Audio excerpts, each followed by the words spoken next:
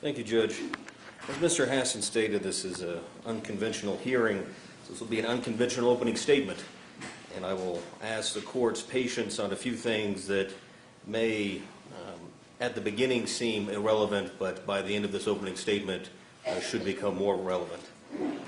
First, I'm going to begin in 2015, in which one of the defendants, Siraj Wahaj, was a resident in Atlanta.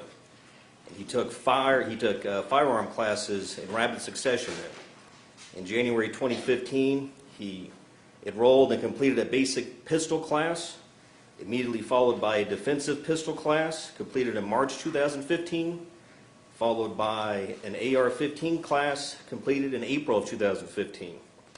Staff at the Atlanta Firearms Training Center stated they had never seen someone take these many classes so quickly in rapid succession.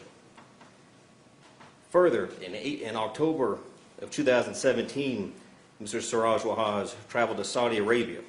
Now, this point will become relevant very soon when we get to the context of his family's concerns for his son, Abdul Gandhi.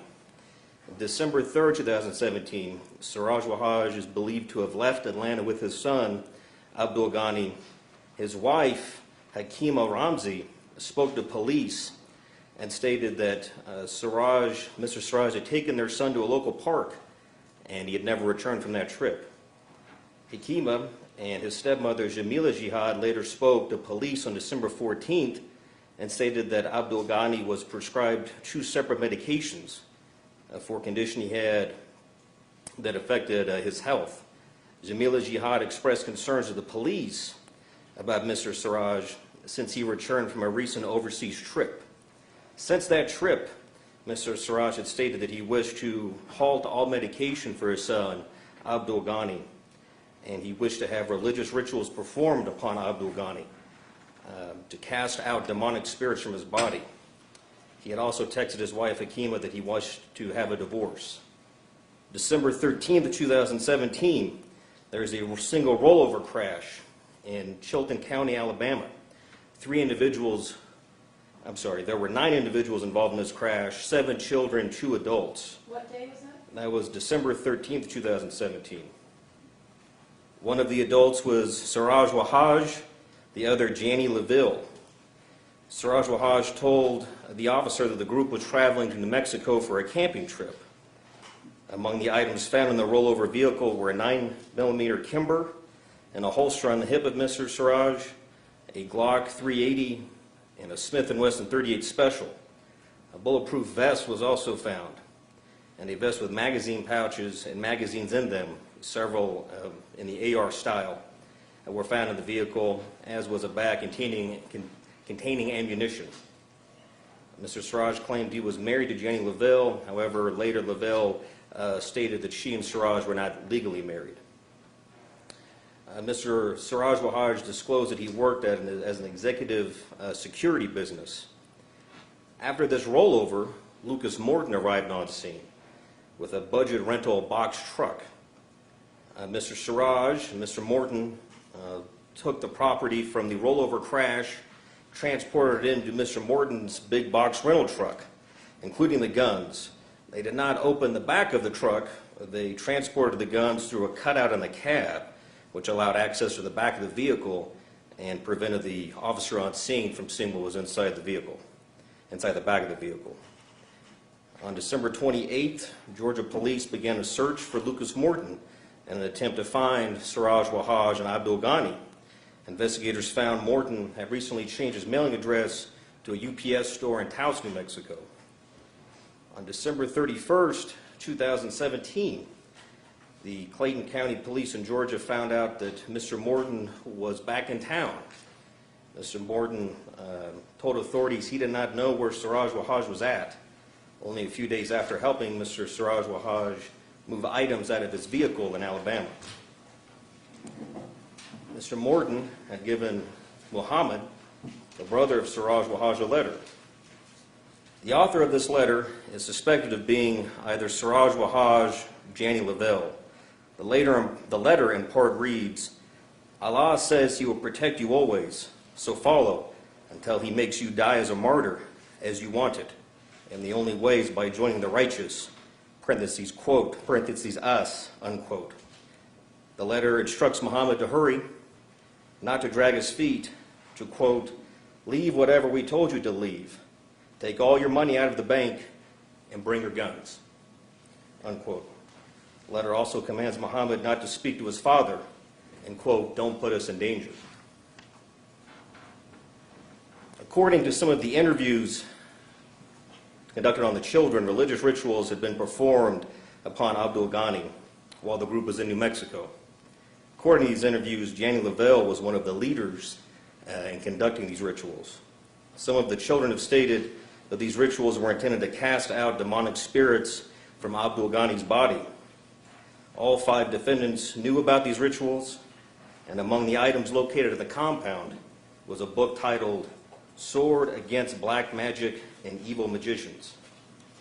According to some of the interviews from the children, around approximately February of 2018, Abdul Ghani died during one of these religious rituals. His body was washed multiple times, wrapped in sheets. The body was eventually moved to one of the sections inside the tunnel. Everyone in the compound prayed to Abdul's body, and the children were told that Abdul would be resurrected and come back as Jesus.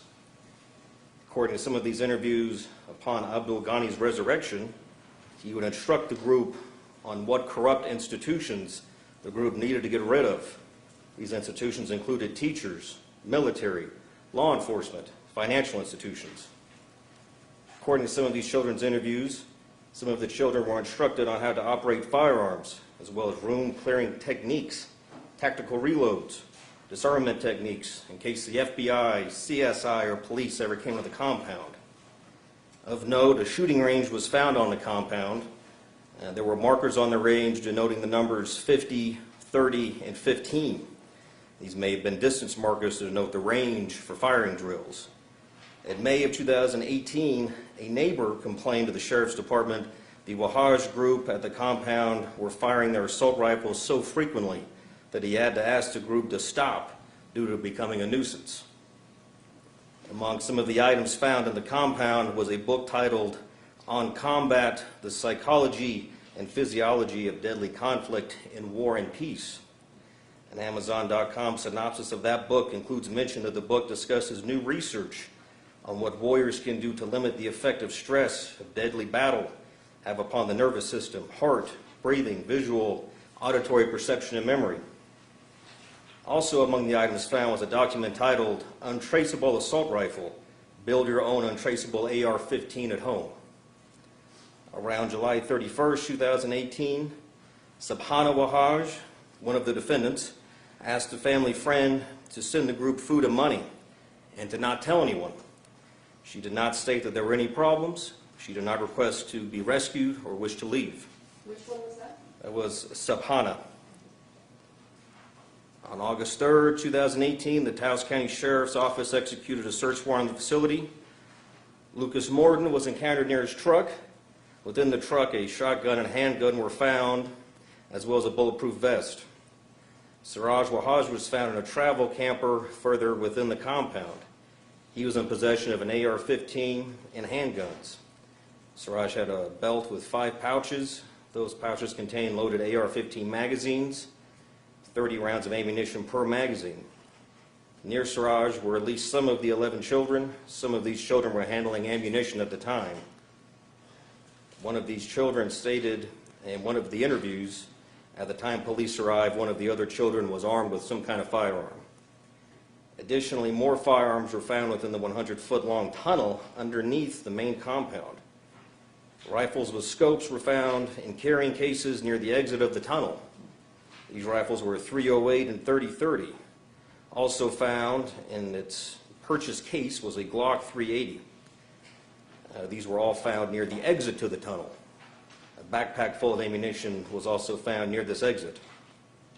The state anticipates calling Sheriff Hogrove, who will testify regarding the search of the compound, the weapons seized, as well as the tunnel, weapons within the tunnel, and a body found within the tunnel.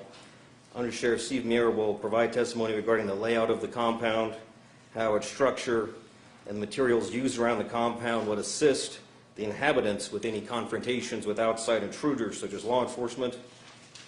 It's anticipated that FBI agent Travis Taylor will testify to his interviews with some of the children and the contents of those interviews. At the conclusion of the state's presentation of evidence, exhibits, testimony heard, the state will request that this court find that no lesser means can secure the safety of this community other than holding these 5 defendants in custody without bond pending trial. Thank you.